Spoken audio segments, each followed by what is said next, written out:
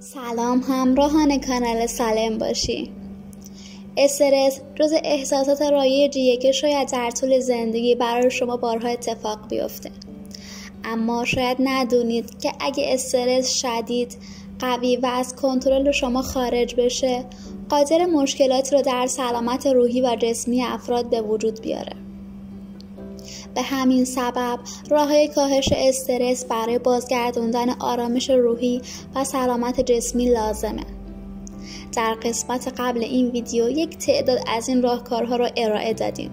توی این ویدیو یک تعداد راهکار جدید رو برای شما آماده کردیم.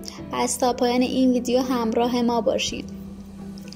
راهکار اول، زمانی رو برای تفریح و استراحت خودتون در نظر بگیریم. در بسیار از اوقات اونقدر در مشغله و کارهای زیاد درگیر میشیم که خودمون رو فراموش میکنیم. این طرز فکر که ما تا ابد زنده هستیم و میتونیم استراحت و تفریح رو برای یه زمان دیگه اختصاص بدیم کاملا اشتباهه. اگه در طول روز یا هفته ساعتی رو به خودتون اختصاص بدین و تفریح کنین، قطعا میتونین استرس رو از خودتون دور کنید. روش‌هایی مثل مدیتیشن، تنفس عمیق و غیره موجب میشه آرامش فوق‌العاده‌ای به جسم و روح شما وارد بشه. راهکار دوم، برای کاهش استرس مدیریت زمان رو جدی بگیرید.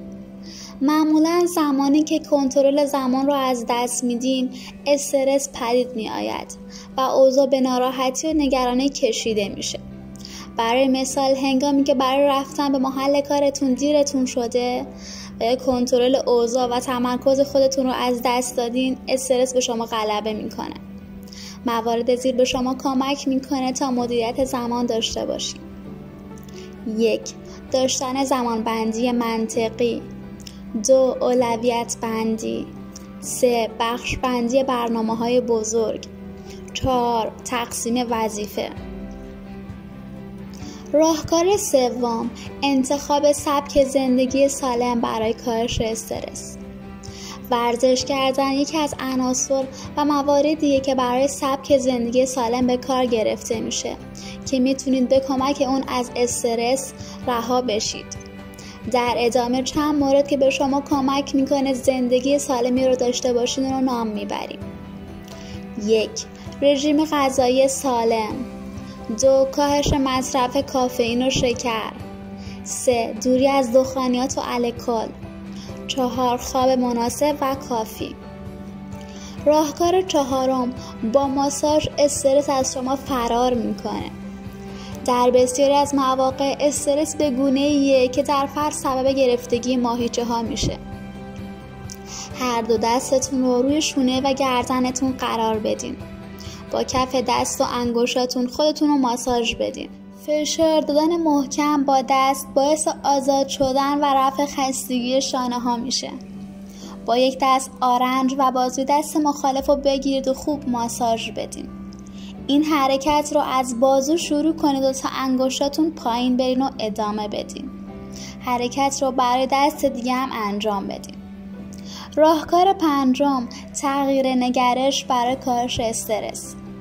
شما فقط به 30 ثانیه زمان لازم دارین تا ریتم قلب خودتون رو از حالت استرس به حالت آرام و ریلکس تغییر بدین.